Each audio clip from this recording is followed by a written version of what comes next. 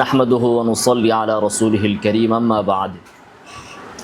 রাফউল ইয়াদাইন সংক্রান্ত একটি জাল হাদিসকে প্রমাণিত করার জন্য বাংলাদেশের তথাকথিত সালাফিরা এবং সীমান্তের ওই পারের কিছু শিয়াল পণ্ডিত সালাফিরা বেশ কয়েক বছর যাবৎ চেষ্টা করে যাচ্ছে, কিন্তু তারা ব্যর্থ হচ্ছে।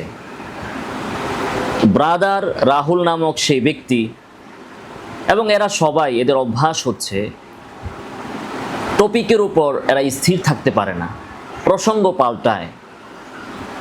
ওয়ায়ামুদ্দুহুম ফি তুগয়ানিহিম ইয়ামাহুন, এরা শুধু মোচড় কাটতে থাকবে, বিভ্রান্ত হয়ে দিক বেদিক ঘুরতে থাকবে, সত্য স্বীকার করবে না, প্রসঙ্গের উপরও স্থির থাকবে না, আবার সত্যের সামনে নিজেকে মাথাও নত করবে না। তো দেখুন ব্রাদার রাহুল, প্রসঙ্গ হচ্ছে রফউল ইয়াদাইনের সেই আলোচিত হাদিস।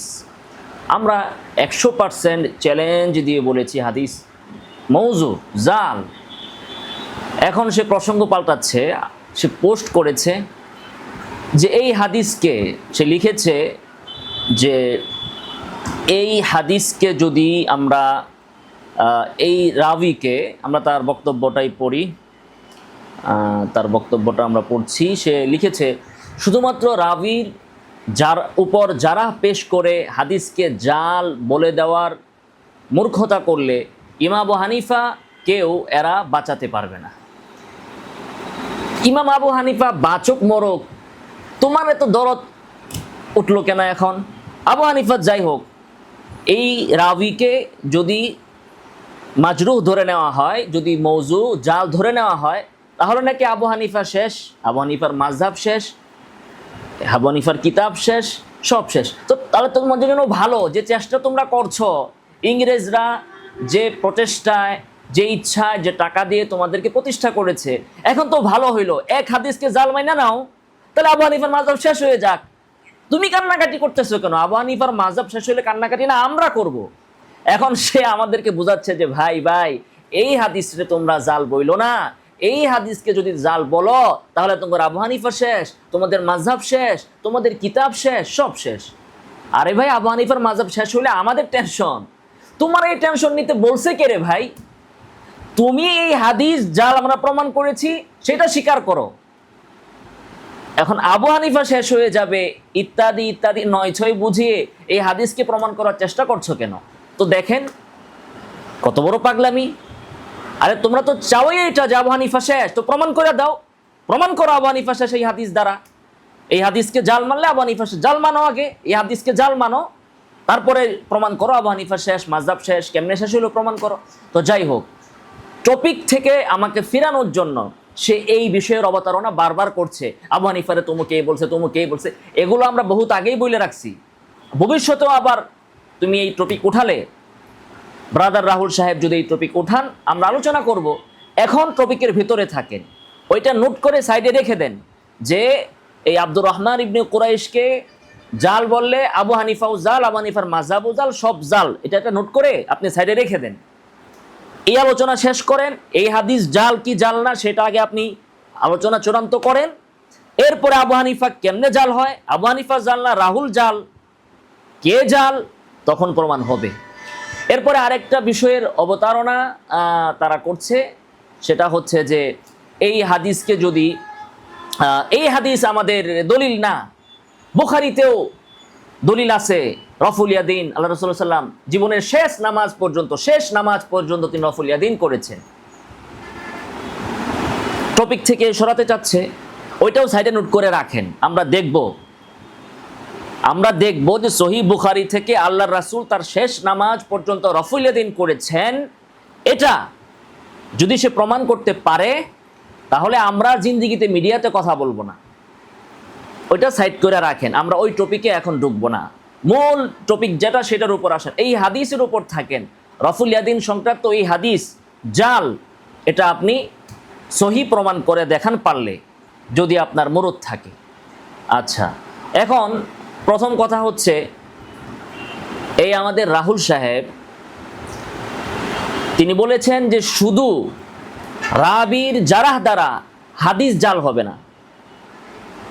অবশ্য আমি যখন তাকে এই 10টি পয়েন্ট লিখে পোস্ট করেছি যে এই প্রশ্নগুলোর উত্তর যেন সে দেয়, এটা হচ্ছে তার টেস্ট পরীক্ষা। এরপরে আছে আরও বেশ কিছু টেস্ট তার জন্য আছে, সেমিস্টার আছে, তারপরে সেমিফাইনাল আছে, আর উত্তীর্ণ হইতে পারলে তার জন্য ফাইনাল আছে। তো এই 10টি প্রশ্ন লিখে পাঠিয়েছি। এখন আবার সে ভয় পেয়ে এখন সে মিনিটে মিনিটে তার সেই পোস্ট সে সম্পাদনা করছে। যাই হোক, সম্পাদনা করেন, আপনি ভুল স্বীকার করেন, আমরা চাই সম্পাদনা করেন। তো সে যে পোস্ট করেছিল এই সে বলেছে যে আমরা তাকে বলতে চাই, প্রথমত সে যেটা বলল তার প্রেক্ষিতে, যে তিনি বলেছেন শুধু রাবির জারাহ দ্বারা হাদিস জাল হবে না, অর্থাৎ রাবি জাল হলেও হাদিস জাল হবে না। বাহ, দারুণ কথা আমরা পাইলাম যে শুধু যদি রাবি কাযযাব হয় তাহলেও হাদিস জাল হবে না।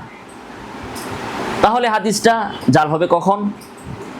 তো আমরা তার কাছে প্রথমে আমাদের জিজ্ঞাসা, আগেই উসুল প্রমাণ করে দেখান যে হাদিসের ভিতরে জাল রাবি আছে, তারপরও হাদিস সহি হবে, জাল হবে না, এটা আপনি আগে প্রমাণ করে দেখান।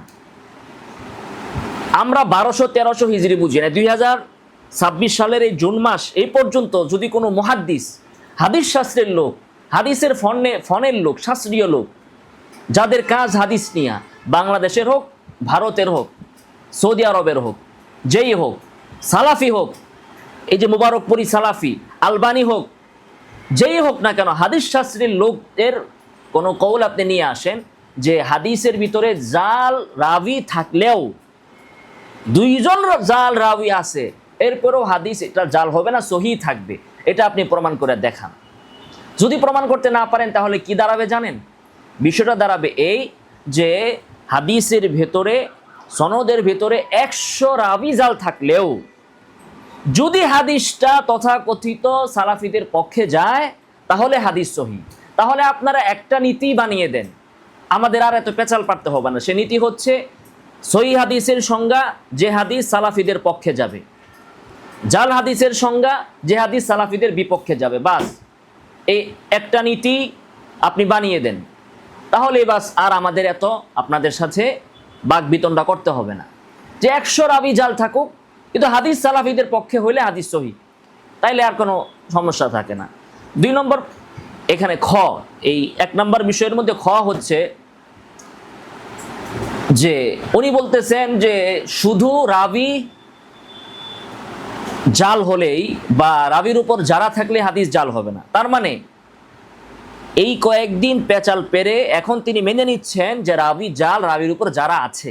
মাশাআল্লাহ, ওনাকে আমরা ধন্যবাদ জানাতে চাই। এই সত্যকে স্বীকার করার জন্য তাকে আন্তরিক ধন্যবাদ যে তিনি রাবির জারাকে স্বীকার করে নিয়েছেন। তবে বিড়াল তো আর খুব সহজেই গাছে ওঠে নাই, গাছে ওঠানোর জন্য বিড়ালকে ঠেলা দেওয়া লাগছে, গাছে উঠছে। যাই হোক, ভালো আপনি গাছে উঠেছেন, এখন গাছে বসে বসে ফল খান। আমরা আশা করি ফল খেতে খেতে অচিরেই আপনি স্বীকার করতে বাধ্য হবেন যে আপনাদের এই হাদিস জাল, এটা প্রমাণ করা ছাড়া কোনো সুযোগ আপনাদের নাই। আপনি বাংলাদেশের যে কোনো জায়গায় মাহফিলে আসবেন, এই বিষয় নিয়ে আপনাকে ধরা হবে। যদি আপনি ভবিষ্যতে অন্য কোনো জাল হাদিসের কথা বলেন, তাহলে ওই হাদিস জাল হইলে সেইটার যদি আপনি প্রতিবাদ করেন, তাহলে এই জাল হাদিসের আপনি কেন প্রতিবাদ করবেন না, সেটাকে ধরা হবে। আপনি যদি ফাজায়েলে আমলের জয়ীফ হাদিস নিয়ে আপনি যদি কথা বলেন, তাহলে আপনাকে অবশ্যই উত্তর দিতে হবে যে এই হাদিস জাল হওয়ার পরেও যদি আপনি সেটাকে সহি বলতে পারেন, তাহলে ফাজায়েলে আমলের কি সমস্যা হয়েছে? ফাজায়েলে আমলের পুরা কিতাবের হাদিসই তো ফাজায়েল সংক্রান্ত।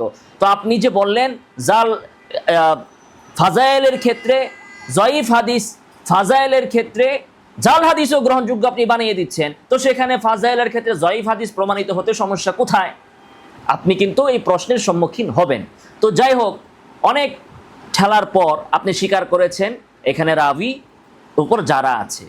তাহলে আমার প্রশ্ন হচ্ছে, প্রথম দিনের ভিডিওতে আপনি কেন এই ছল চাতুরি করে এবং খতিবে বাগদাদির তারিখে বাগদাদের একটা বক্তব্যকে আংশিক উপস্থাপন করে, পুরোটা উপস্থাপন না করে আংশিক উপস্থাপন করে আপনি জাতিকে বিভ্রান্ত করার চেষ্টা করলেন ভাই।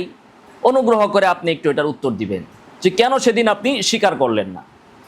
খতিবে বাগদাদি তিনি ওখানেও এই রাবির উপর যারা করেছেন যে ফি আহাদিথিহি আফরাদ ওয়া গরাইব, যে এই ব্যক্তির বেহুদা হাদিস আছে, যে হাদিস কেউ বর্ণনা করে না এমন হাদিস সে বর্ণনা করে, যেমন এই হাদিসটাই তো পৃথিবীর আর কেউ বর্ণনা করে নাই এই রাবি ছাড়া। তাহলে সেখানে তো খতিব বাগদাদি নিজেও যারা করেছেন, আপনি সেই যারার অংশটা উল্লেখ না করে শুধু শেষ অংশটা আপনি উল্লেখ করেছেন। তেমনিভাবে সেদিন আপনি ইমাম যাহাবির একটা তাসামুহ, ইমাম যাহাবি তাকে মিজানুল ইতিদালে যারা করেছেন এবং লাহু গরাইব এ কথা তিনি তার তারিখুল ইসলামীতে বলেছেন, কিন্তু তারিখুল ইসলামীতে আরেক জায়গায় তিনি বলেছেন যে তাকে কেউ দায়ীব বলে নাই। এটা যাহাবির তাসামুহ, যেটা আমি ওদিন একজন গবেষকের, আমেরিকান ইসলামিক ইউনিভার্সিটির একজন হাদিস বিভাগের গবেষকের বক্তব্য দিয়ে প্রমাণ করেছি।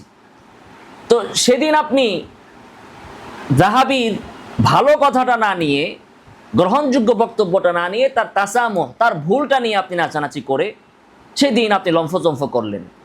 তো যাই হোক, শেষ পর্যন্ত আপনি মেনেছেন, সেজন্য আপনাকে ধন্যবাদ। 2 নম্বর কথা হচ্ছে, আমাদের রাহুল সাহেব এখানেও প্রতারণা করেছেন। তিনি বললেন কি যে শুধুমাত্র রাবির উপর যারা থাকলেই হাদিস জাল হয় না।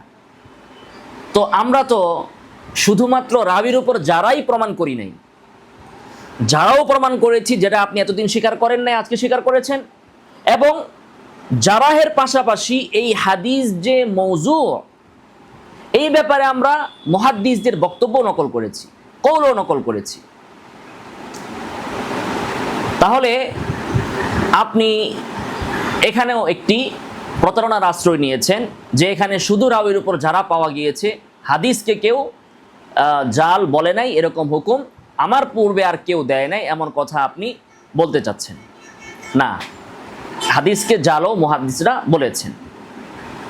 3 নম্বর হচ্ছে, এবার আসুন আপনি আপনার 1200 হিজরির আগের আর পরের যে একটা থিওরি আপনি বের করেছেন, আপনার বিকৃত মস্তিষ্ক প্রসূত যে থিওরি, যে 1200 হিজরির পরের কারো বক্তব্য আপনি গ্রহণ করবেন না, তেমনিভাবে দেওবন্দ প্রতিষ্ঠা হওয়ার পরের কারো বক্তব্য আপনি গ্রহণ করবেন না। এই যে আপনার বিকৃত মস্তিষ্কের এই অস্থির থিওরি, এই থিওরির ব্যাপারে আমরা কথা বলি। আসুন, প্রথমত কথা হচ্ছে আপনি এই উসুল আগে প্রমাণ তো করেন যে 1200 হিজরির পরের কারো বক্তব্য গ্রহণযোগ্য নয়, দেওবন্দ মাদ্রাসা প্রতিষ্ঠা হওয়ার পরের কারো বক্তব্য গ্রহণযোগ্য নয়।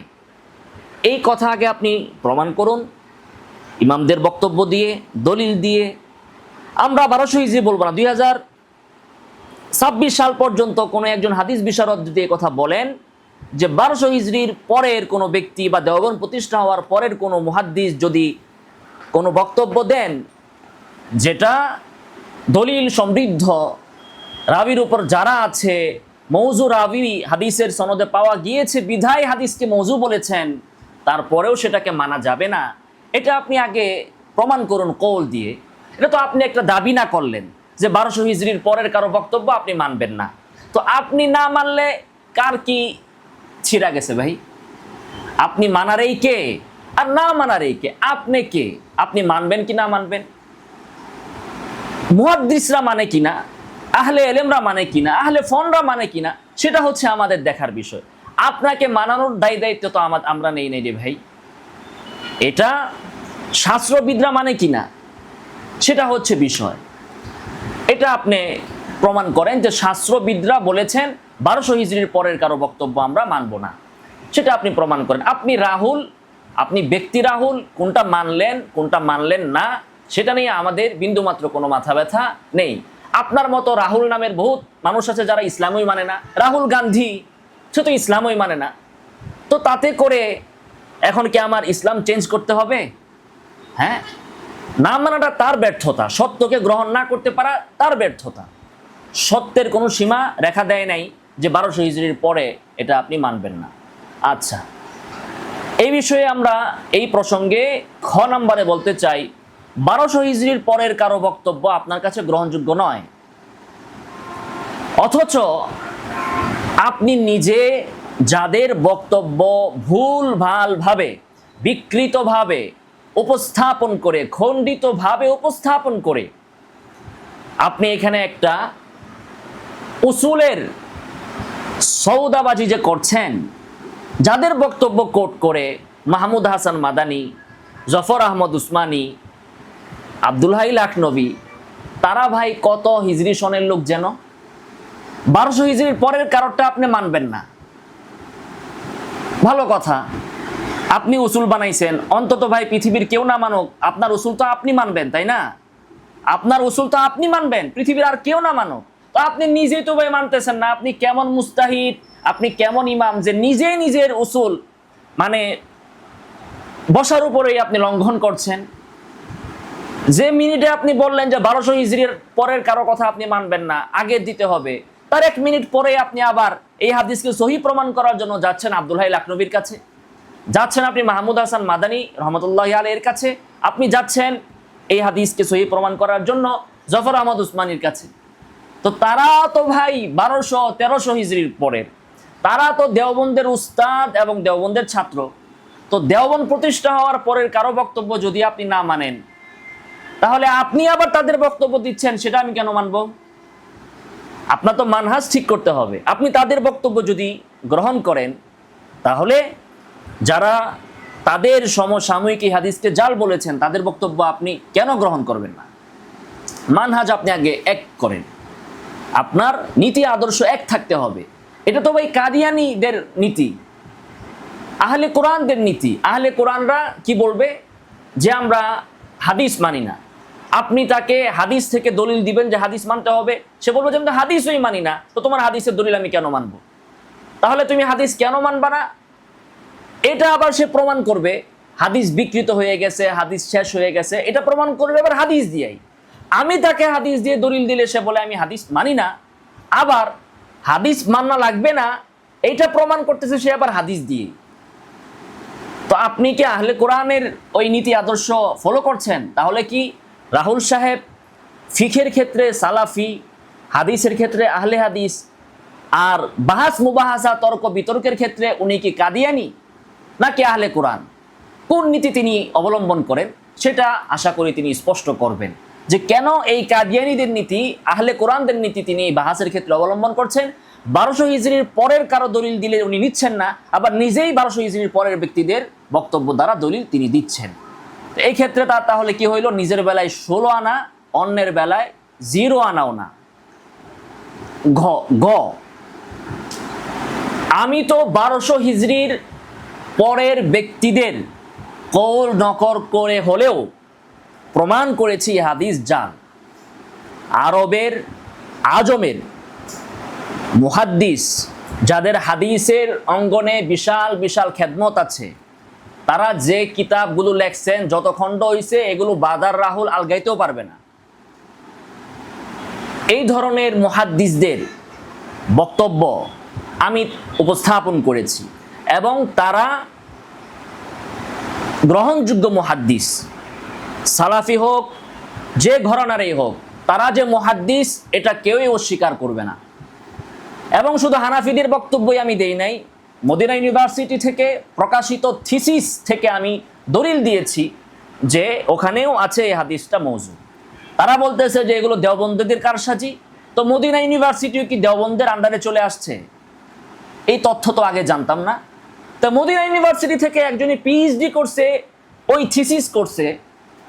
আমরা তো দেখালাম আল আহকামুল ফিকহিয়া আল্লাতী কিলা ফিহা আন-নাসখ, এই কিতাবের লেখক সেখানে এই হাদিস এনে তিনিও আশ্চর্য প্রকাশ করেছেন যে হাদিসটা জাইলা ইবনে হাজার তারা তাদের কিতাবে নিলেন, অথচ কালাম করলেন না যে হাদিসটা মওজু।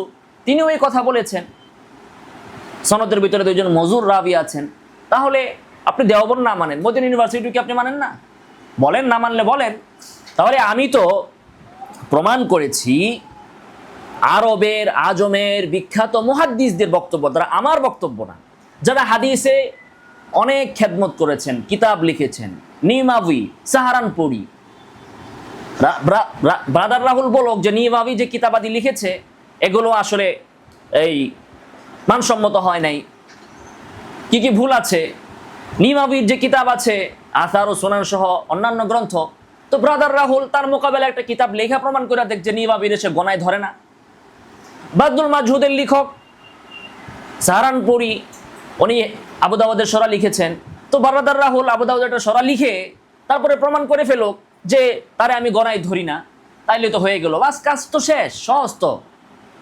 আপনি গোনায় যে ধরবেন না, তাদের মতো কাজ করে দেখায় দিলেই তো হয়। আব্দুল মতিন সাহেব দলিল সহ নামাজের মাসাইল লিখেছেন বাংলা ভাষায়, তো ব্রাদার রাহুল শুধু এই কিতাবের নামই জানে। উনি যে তিরমিজির সরা বিশাল সরা লিখেছেন, ব্রাদার রাহুল ও তিরমিজির একটা সরা লেখে আরবি ভাষায়, তারপরে প্রমাণ করে দেখ যে না আব্দুল মতিন সাহেব থেকেও তিনি বড় আহলে এলেম। তারপরে মদিনা ইউনিভার্সিটি থেকে একটা থিসিসে বলা হয়েছে যে হাদিসটা জাল, অথচ ইবনে হাজার কেন এখানে কালাম করলেন না? তাহলে ব্রাদার রাহুলও মদিনা ইউনিভার্সিটি থেকে একটা থিসিস করো, থিসিস করে ওখানে সে এটা বইলা দেখ, এই কথা লাইভে এসে আর আমাকে উদ্দেশ্য করে না বলে সেখানে সে মদিনা ইউনিভার্সিটি থেকে থিসিস করে এটা অনুমোদন করা যে এই হাদিসে রাবি জাল থাকলেও ইবনে হাজার যেহেতু জাল বলে নাই, অতএব হাদিসকে আমরা জাল মানবো না। এটা সে মদিনা ইউনিভার্সিটি থেকে একটা থিসিস করে প্রমাণ করুক। ওই লেখকের থিসিস যদি উনি না মানেন, তাহলে খুব সিস্টেম সহজ, আপনি মদিনা ইউনিভার্সিটি থেকে একটা থিসিস করবেন, সেখানে আপনি আনবেন যে এই হাদিসের ভিতরে রাবি মাজরু রাবি মৌজু, এটা আমি মানছি, তারপরেও হাদিসকে আমি জাল মানবো না, যেহেতু যারা জাল বলেছেন তারা 1200 হিজরির পরের, এবং যেহেতু ইবনে হাজার, ইবনুল মুলাক্কিন, আব্দুল্লাহ লাকনবী রাহিমাহুল্লাহ তারা কেউ হাদিসকে জাল বলেন নাই, সহিও বলেন নাই, জালও বলেন নাই, অতএব আমি এটাকে জাল মানবো না, শুধু সহি মানবো। তারা সহি বলে নাই কিন্তু আমি সহি মানবো। এটা আপনি থিসিস একটা করে ফেলান মদিনা ইউনিভার্সিটি থেকে। তাদের থিসিসে যদি আপনি কোনো দাম না দেন, আপনি তো কারো গবেষণার দাম দেন না, আপনি তো বিশাল বড় পণ্ডিত গবেষক, তো আপনি একটা গবেষণা করে ফেলেন না। তো দেওবন্দ প্রতিষ্ঠা হওয়ার পরের বক্তব্য আপনি নিবেন না, তো আপনি নিজে একটা দেওবন্দের মতো প্রতিষ্ঠা করেন না। আপনি তো আমাকে বলছেন না যে আমি কোন জায়গার উস্তাদ রে, তো আপনি কোন জায়গার উস্তাদ, আপনি কোন জায়গার শিক্ষক? কোন এক মাদ্রাসায় মক্তবে কায়দা পড়ায়া হইলেও প্রমাণ করেন যে আপনার শিক্ষকতার যোগ্যতা আছে। আমি তো উস্তাদদেরকে পড়াই, আমি তো অসংখ্য মুফতিদেরকে পড়ায় মুফতি বের করেছি আলহামদুলিল্লাহ। তো আপনি কায়দা আমপারা পড়ায় প্রমাণ করেন আগে যে আপনি উস্তাদ হওয়ার যোগ্যতা রাখেন।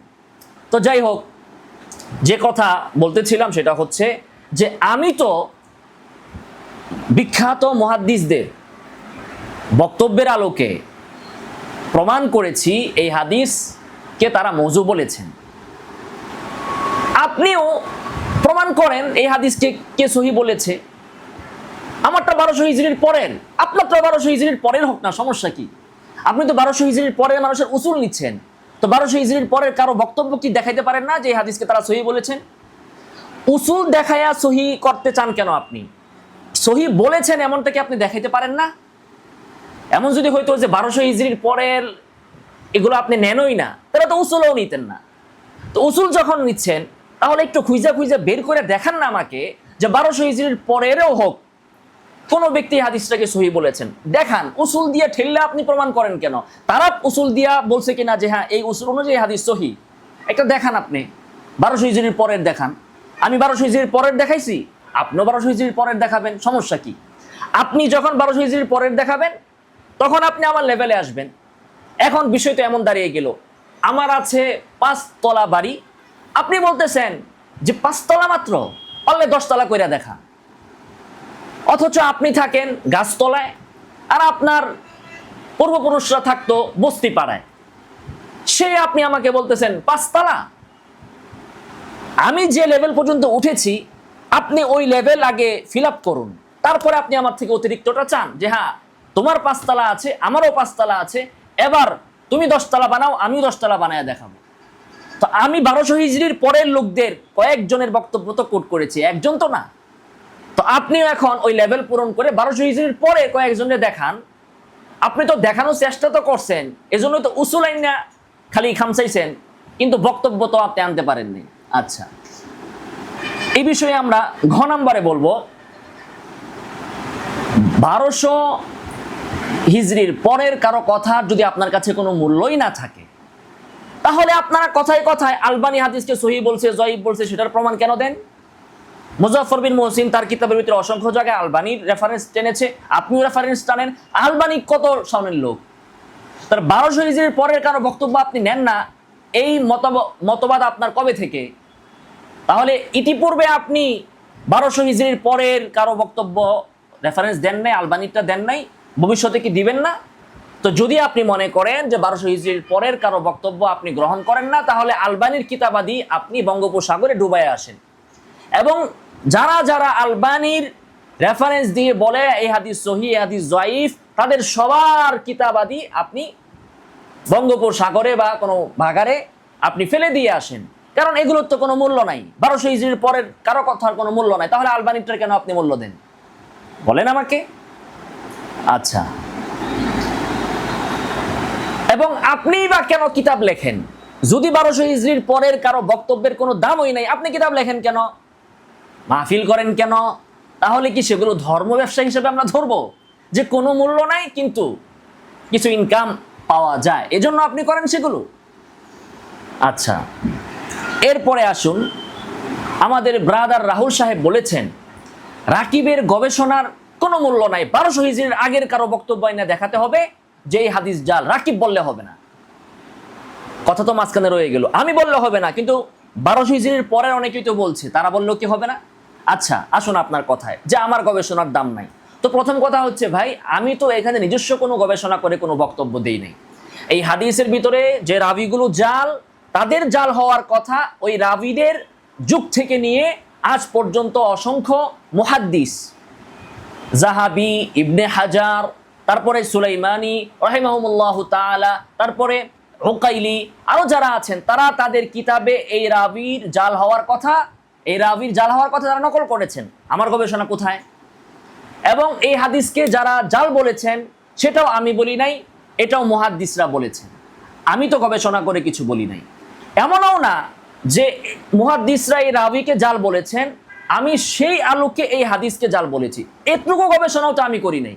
হাদিসের জাল বলাটাও মুহাদ্দিসরা বলেছেন, এই শাস্ত্রের লোকেরা বলেছেন, রাবির জাল হওয়ার কথাটাও শাস্ত্রবিদরা বলেছেন। এখানে আমার গবেষণা তো ছিটাফোটাও নাই। তো আপনি প্রশ্ন কেন উত্থাপন করছেন যে রাকিবের গবেষণার দাম নাই? আপনি বলেন যে এই ওকাইলি এই রাবিকে জাল বলেছেন, তার গবেষণার দাম আছে কিনা? ইবনু হাজার এটা উল্লেখ করেছেন, এটার দাম আছে কিনা? বাইহাকি, তারপরে তারিখে বাগদাদে খতিব বাগদাদি তিনি বলেছেন এই লোক বেহুদা হাদিস বর্ণনা করে, তারটার দাম আছে কিনা? সুলাইমানি বলেছে সে হাদিস বানায়, তারটার দাম আছে কিনা? এই বিষয়ে আপনি বলুন। মদিনা ইউনিভার্সিটি থেকে যিনি থিসিস করেছেন, তার থিসিসের দাম আছে কিনা? মদিনা ইউনিভার্সিটির উস্তাদরা যারা থিসিস দেখেছেন, তাদের গবেষণার দাম আছে কিনা, সেটা আপনি বলুন। আমি তো এখানে ছিটাফোটাও কোনো গবেষণা করি নাই, তো আমার গবেষণা না, আমি তো একটা কথা নিজ থেকে বলি নাই, বললে আপনি বলতেন। আচ্ছা, এখন আমার প্রশ্ন যেটা আপনার কাছে, যে ব্রাদার রাহুল সাহেব, আমার গবেষণার মূল্য নাই, আমি অবশ্যই মানি। আপনার গবেষণার মূল্য কয় টাকা, কয় পয়সা, আমাকে একটু বলেন তো।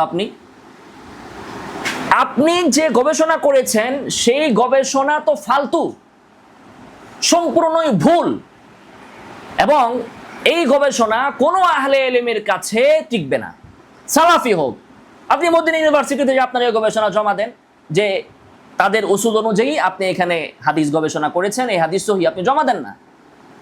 তো এখানে তো আপনি 7 উসুলের নামে যে ধাপ্পাবাজিটা করেছেন, করে এই হাদিসকে জাল আখ্যায়িত করেছেন, এটা তো আপনার গবেষণা।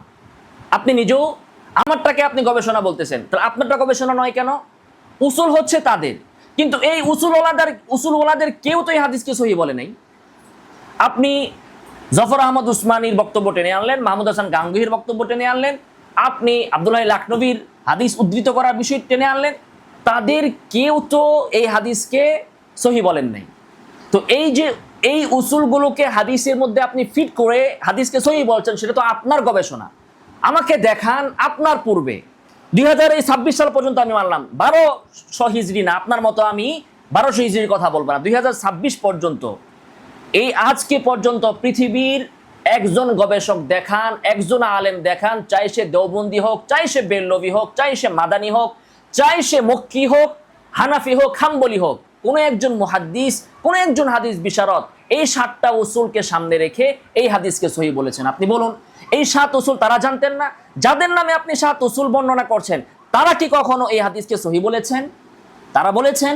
তাহলে এটা তো আপনার গবেষণা, আপনি না গবেষণা করলেন। এখন আমাদের গবেষণার মূল্য নাই, তো আপনার গবেষণা মানতে কি আমরা বাধ্য? যে আপনি আরেকজনের বিক্ষিপ্ত উসুলকে বিকৃত করে আপনি মন গড়া ভাবে একটা হাদিসকে সহি বলবেন, আমরা মেনে নিব। উসুল যতই থাকুক, সেই উসুল ফিট করার অধিকার তো আপনার নাই, আপনি তো এই শাস্ত্রের লোক না। এই শাস্ত্র আলবানি যদি বলতেন যে হ্যাঁ এই উসুলের আলোকে আমি এই হাদিসকে সহি বলছি, তাহলে আলবানির গবেষণা আমরা মানতাম। আপনি যে বেটা বিসমিল্লাহির রহমানির রহিমের তারকিব জানেন না, অর্থ জানেন না, সূরা ফাতিহা সহি করে বলতে পারেন না, আপনি কেমনে গবেষণা করে উসুল এখানে ফিট করেন? আর যদি আমরা আপনার গবেষণার কথাই বলি, তাহলে তো আপনাকে আমরা লজ্জা দিতে চাই না। আপনি এখানে যে গবেষণা করেছেন, আপনি এখানে পুরোটা আনারি মার্কা গবেষণা করেছেন। এখানে আপনি উসুল ফিট করেছেন, বিন্দু মাত্র এখানে সেই উসুলগুলো ফিট হয় না। কিভাবে ফিট হয় না সেটা আমরা আগেও প্রমাণ করেছি, সামনে আমরা আবারও এটা বলবো। তো আপনার কাছে আমাদের দাবি রইল, আপনি প্রমাণ করুন যে এই উসুলগুলোর আলোকে পৃথিবীর কোনো মুহাদ্দিস আজ পর্যন্ত এই হাদিসে সহি বলেছে কিনা। স্বয়ং যাদের উসুল আপনি এনেছেন তাদেরকেও এই উসুল দিয়ে এই হাদিসকে সহি বানাইছে কিনা। যদি না বানায় তাহলে আপনি কিভাবে বানাবেন? আপনি কে? আপনি গবেষণা করার কে? আপনার গবেষণা কয় পয়সার মূল্য আছে? আচ্ছা, রাহুল সাহেব দাবি করেছেন এই হাদিস মুজতাহিদ ইমামগণ তাদের কিতাবে গ্রহণ করেছেন, তাই এটা সহি। আমার প্রশ্ন হচ্ছে, কোন মুজতাহিদ ইমাম গ্রহণ করেছেন? এই হাদিস তো আনছেন ওই একজনে, ইমাম বাইহাকি, এবং বাইহাকি থেকে অন্যরা উদ্ধৃত করেছেন। ইমাম বাইহাকি তিনি নিজেই তো মুকাল্লিদ, খবর আছে রাহুলের। ইমাম বাইহাকি যে কিতাবে এই হাদিস এনেছেন আল খিলাফিয়াত কিতাব কেন লিখছেন তিনি? তার এই গ্রন্থটার পুরো নামটাও তো রাহুল মনে হয় জানে না। আল খিলাফিয়াত গ্রন্থের বিষয়বস্তু তো সে জানে না। বিষয়বস্তু হচ্ছে ইমাম আবু হানিফা আর ইমাম শাফির মধ্যকার যে ইখতিলাফ, এই ইখতিলাফ নিয়ে বাইহাকি এখানে আলোচনা করেছেন, এবং সেখানে ইমাম শাফির পক্ষে তিনি হাদিস এনেছেন, আবু হানিফাকে তিনি খণ্ডন করেছেন। তিনি ইমাম শাফির পক্ষে, এজন্য তিনি স্পষ্ট ভাষায় বলেছেন যে তিনি গবেষণা করে পড়াশোনা করে তিনি বুঝেছেন শাফি মাযহাবটা সহি, এজন্য তিনি সেই মত অবলম্বন করেছেন। যেমনিভাবে ইমাম তহাবি গবেষণা করে বুঝেছেন হানাফি মাযহাব সহি, সেজন্য তিনি হানাফি মাযহাবের পক্ষে শরহ মাআনিল আসার গ্রন্থ লিখেছেন। তো ইমাম বাইহাকি তিনি তো মুকাল্লিদ ইমাম শাফি, এবং ওই তাকলিদের নিদর্শন স্বরূপ নিজের ইমামের পক্ষে তিনি ওকালতি করার জন্য, নিজের ইমামের পক্ষে বক্তব্য দেওয়ার জন্য তিনি এই কিতাব লিখেছেন। যেমন আমরা হানাফি মাযহাব মানি, ইমাম তহাবি হানাফি মাযহাব মানতেন, ইবনুল হুমা হানাফি মাযহাব মানতেন, তারা হানাফি মাযহাবের ইমামদের বক্তব্যকে দলিলের আলোকে সমৃদ্ধ করেছেন। সেম কাজ ইমাম বাইহাকি এই কিতাবে করেছেন। আবু হানিফার ইমাম বুরহানুদ্দিন মারগিনানি তিনি কি করেছেন? হেদায়ের ভিতরে ফিকের কিতাব, তিনি শাফিয়ার আবু হানিফার রহিমাহুল্লাহর বক্তব্য এনে তিনি প্রমাণ করেছেন আবু হানিফা সঠিক, শাফি ভুল, ইজতিহাদি ভুল। তো বাইহাকিও ওই কিতাবের ভিতরে সেম কাজই করেছেন। তো বাইহাকি তো এমন মুকাল্লিদ যে নিজের ইমামের বক্তব্যকে প্রমাণ করার জন্যই তিনি এই কিতাবটা লিখেছেন। রাহুল বলতেছে যে মুজতাহিদ ইমাম যেহেতু, কাজেই সে যে বক্তব্য তিনি যে বক্তব্য আনবেন সেটা দলিল হবে। বাইহাকি তো মুজতাহিদই না, বাইহাকি তো মুকাল্লিদ ইমাম শাফি। তারপর ইবনু হাজার ইমাম শাফির মুকাল্লিদ, লাখনবী হানাফি ইমাম আবু হানিফার মুকাল্লিদ, হানাফি মাযহাবের লোক, জাইলাই হানাফি মাযহাবের লোক রাহিমাহুমুল্লাহু তাআলা। তাহলে তারা সবাই হচ্ছেন মুকাল্লিদ। তো রাহুল সাহেব এটাকে মুজতাহিদ প্রমাণ করে দেওয়ার চেষ্টা করেছেন। 6 নম্বর বিষয় হচ্ছে আমাদের, রাহুল বলে যে তাকলিদ শিরিক, তারা বলেন তাকলিদ শিরিক, কিন্তু তারা এই হাদিসের ক্ষেত্রে শুধু তাকলিদই করেন নাই, কোরআন এবং সুন্নাহ এবং সবার মতে যে তাকলিদ নিষিদ্ধ, যে তাকলিদ আবু জাহলরা করত, সেই তাকলিদ তারা করছেন। সেটা কি? যে দলিল প্রমাণ থাকা সত্ত্বেও, বুঝা সত্ত্বেও গোড়ামির কারণে আইনাদান সত্যকে মেনে না নেওয়া। এইখানে স্পষ্ট দলিল আছে, রাবি জাল, উনিও স্বীকার করলেন, এবং এই হাদিসকে জাল বলেছেন ইমামরা মুহাদ্দিসরা, সেটাও তিনি দেখলেন। দেখার পরেও শুধুমাত্র ওনার পক্ষে গিয়েছে বিধায় তিনি মানছেন না। কি কথা বলে? যে 1200 হিজরির পরের এটা, 1200 হিজরি আপনারা কেন কামড়াইছে? আর কি কথা বলে? যে ইবনে হাজার তার কিতাবে হাদিসটা আনছেন, কিন্তু বলেন নাই যে মওযু। শুধুমাত্র ইবনে হাজার মওযু বলেন নাই, ইবনে হাজার মওযু বললে তিনি মানতেন। তাহলে দলিল এখন আছে মৌজু হওয়ার, তারপরেও তিনি মানছেন না, শুধু ইবনে হাজার কেন বলে নাই? এটার নাম কি তাকলিদ নয়? নিষিদ্ধ তাকলিদ নয়? দলিল আছে এই হাদিস মৌজু হওয়ার, অন্যরাও মৌজু বলেছেন। এই হাদিসকে সহি প্রমাণ করার কোনো যুক্তি নাই। শুধুমাত্র একটা বিষয় নিয়ে আপনি পড়ে আছেন যে ইমামরা ইবনে হাজার কেন মৌজু বলে নাই। তাহলে আপনি ইবনে হাজারের তাকলিদ করেন, ইবনে হাজার মৌজু বললে আপনি মানতেন। তাহলে আপনি দলিল খুঁজেন না, আপনি সব জায়গায় ইবনে হাজারকে খুঁজেন। ইবনে হাজার মৌজু বললে মৌজু মানবেন, না বললে আপনি মৌজু মানবেন না। তাহলে আপনারা কেন বলেন সব জায়গায় যে আমরা দলিলের অনুসরণ করি? আপনি তো এখানে অনুসরণ করছেন কার? ইবনে হাজারের। ইবনে হাজার কেন মৌজু বলল না? বললে আপনি মানতেন। ইবনে হাজার সহিহু বলে নাই, মৌজু বলে নাই। এখন আপনার প্রশ্ন হচ্ছে ইবনে হাজার কেন এই হাদিসটাকে মৌজু বলল না, এই জন্য আপনি মৌজু মানবেন, অথচ দলিল এখানে বিদ্যমান। তাই দলিল বিদ্যমান থাকা সত্ত্বেও ইমাম বলে নাই দেখে সেই বক্তব্যকে গ্রহণ না করা, এর নাম হচ্ছে তাকলিদ। আপনার কাছে আরো একটা আমার প্রশ্ন, সেটা হচ্ছে যে আপনারা বলেন তাকলিদ করা শিরিক, তো ইবনে হাজার তো শাফির মুকাল্লিদ, বাইহাকি তো শাফির মুকাল্লিদ, লাখনবী রাহিমাহুল্লাহ তো হানাফি মাযহাবের মুকাল্লিদ। যারা মাযহাব মানে তারা শিরিক, তাহলে আপনার দৃষ্টিতে এরা মুশরিক। তো আপনারা জয়ীফ হাদিস নেন না, মুশরিকের হাদিস, মুশরিকের বক্তব্য নিয়ে আপনি কেন নাচানাচি করছেন? আপনারা দলিল দিবেন, আপনাদের মতো যারা তাওহীদবাদী, আপনাদের মতো যারা সালাফি, আপনাদের মতো যারা পাখা ছাড়া ওড়ার চেষ্টা করে, আপনাদের মতো যারা মুকাল্লিদও না, মুজতাহিদও না, নারীও না, পুরুষও না, মাঝখানেরটা যারা, তাদের কিতাব দিয়ে আপনি দলিল দেন। বাইহাকির দলিল দেন কেন? বাইহাকি তো শাফি, এমন শাফি যে শাফি মাযহাবের প্রমাণ করার জন্য কিতাব লিখে গেছে পুরোটা। আল খিলাফিয়াত পুরো গ্রন্থ লিখছে শাফি মাযহাবকে প্রমাণ করার জন্য, ওনার মাযহাব প্রমাণ করার জন্য নয়। উনি শুরুতে বলেই দিয়েছেন, কিতাবের নামের ভিতরে তিনি বলে দিয়েছেন। ইবনে হাজার তার যত কিতাব আছে, ফাতুল বারি থেকে নিয়ে সমস্ত কিতাব তিনি লিখেছেন শাফি মাযহাবকে প্রমাণ করার জন্য।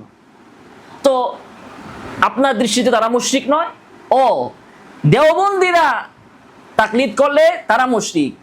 1200 হিজরির পরে খালি এনেই কামড়াইছে আপনার করে। আর 1200 হিজরির আগে শত শত হাজার হাজার ইমামরা যে তাকলিদ করে গেছেন, তারা মুশরিক না? না, তাদের বক্তব্য খুব আরামে নেওয়া যায়। এবং আপনার দৃষ্টিতে ইবনে হাজার মুশরিক, ওই মুশরিক যেহেতু হাদিসে মৌজু বলে নাই, এজন্য আপনি মৌজু বলবেন না। নাউজুবিল্লাহি মিন যালিক। আপনি পারলে প্রমাণ করেন ইবনে হাজার তাকলিদ করতেন না, বাইহাকি তাকলিদ করতেন না, তারা তাকলিদকে শিরিক মনে করতেন, প্রমাণ করেন আপনি। আচ্ছা, এরপরে আপনার কাছে 7 নম্বর প্রশ্ন হচ্ছে, আপনি দাবি করেছেন এই হাদিস ইবনে হাজার আনছে, লাখনবী আনছে, তমুকে আনছে, তমুকে আনছে, ইবনুল মুলাক্কিন আনছে, ওনারা আনছেন। ইবনু হাজার তার জীবনে শত শত হাদিসের ব্যাপারে বলছেন হাদা হাদিসুন সহিহুন, এটা সহিহ হাদিস। তার কিতাবে এই হাদিসের আগে পরে অসংখ্য হাদিসকে তিনি বলেছেন এই হাদিস সহিহ। এই হাদিসে কেন ইবনে হাজারও সহিহ কয় না, ইবনুল মুলাক্কিনও সহিহ কয় না, বাইহাকি উল্লেখ করে সহিহ বলে না, লাখনবী উল্লেখ করে সহিহ বলে না, জাইলাই উল্লেখ করে সহিহ বলে না, কেউই কেন সহিহ বলে না? মানে এটা কেমন হাদিস হইল? বুঝলাম বাইহাকি সহিহ বলতে ভুলে গেছে, তো ইবনুল মুলাক্কিনের কি সমস্যা ছিল? বুঝলাম ইবনুল মুলাক্কিন ভুলে গেছে এটা সহিহ বলতে, এত সহিহ হাদিস ওনার মনে নাই এটা সহিহ বলতে। ইবনে হাজারের কি সমস্যা ছিল? ইবনে হাজারের সারা জীবনই তো এটা করছে, খালি এই হাদিস সহিহ, এই হাদিস জয়ীফ, এই হাদিস সহিহ, এই হাদিস জয়ীফ। তো ইবনে হাজার রাহিমাহুল্লাহর কাজেই তো এটা, পেশাই তো এটা, ফনেই তো এটা। তো উনি ওনার এই কিতাবের ভিতরে তালখিসুল হাবিরে কত হাদিস সম্পর্কে মন্তব্য করলেন, এই একটা হাদিসের ব্যাপারে কেন তারা সহিহ বললেন না? গিলুকে আছে? হাদিসটা যদি হাদিসের মতো হইতো কেউ না কেউ সহিহ বলতেন। এখন আবার রাহুল সাহেবের কিছু মুকাল্লিদ বের হইছে, তারা বলতেছে যে কোন মুহাদ্দিস হাদিসটাকে জাল বলেন নাই, এটাই তো প্রমাণ করে এই হাদিস সহিহ।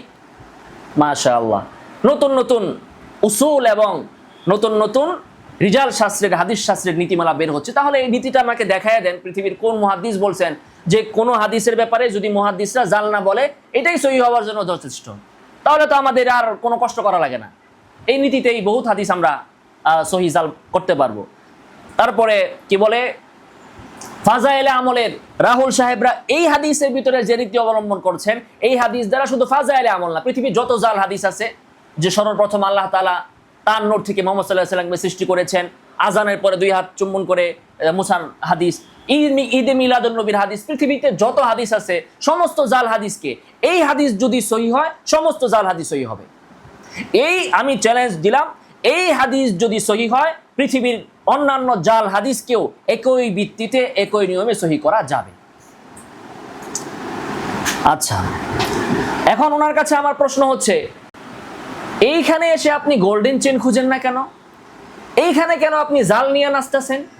আপনি বলেন যে হ্যাঁ, রফুল ইয়াদিন রাসূল আমৃত্যু করে গিয়েছেন, হাত্তা লাকি আল্লাহ, এই বিষয়ে আমি গোল্ডেন চেইন দিয়ে প্রমাণ করব।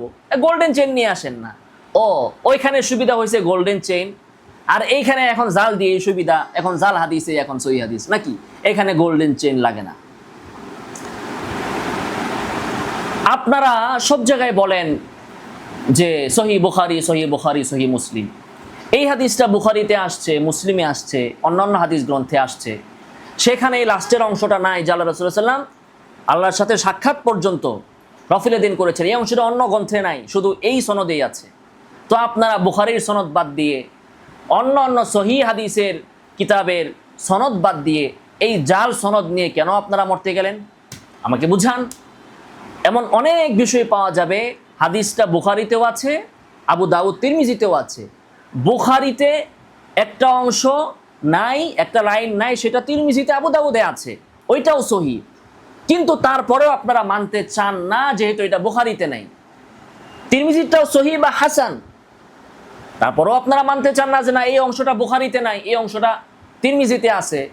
একই হাদিসের লাস্টের অংশটা শুধু তিরমিজিতে আছে বা আবু দাউদে আছে, বুখারীতে নাই দেখে আপনারা মানেন না। অথচ এইখানে এই লাস্টের অংশ পৃথিবীর কোনো হাদিসের কিতাবে নাই, শুধুমাত্র এই কাযযাব রাবীদের এই সনদটা ছাড়া। কেন আপনাদের মাথায় এই প্রশ্ন উত্থিত হইল না? যদি এই অংশটা প্রমাণিত হতোই, তাহলে অন্যান্য সনদে এটা থাকতো। এক্ষেত্রে আপনারা কোথায় বুখারীর অনুসরণ আপনাদের চলে গেল? লাস্ট প্রসঙ্গ আপনার ব্যাপারে আমরা বলবো, আপনি এখানে যেটা করছেন, রোগীর ঔষধ লাশের ক্ষেত্রে প্রয়োগ করছেন।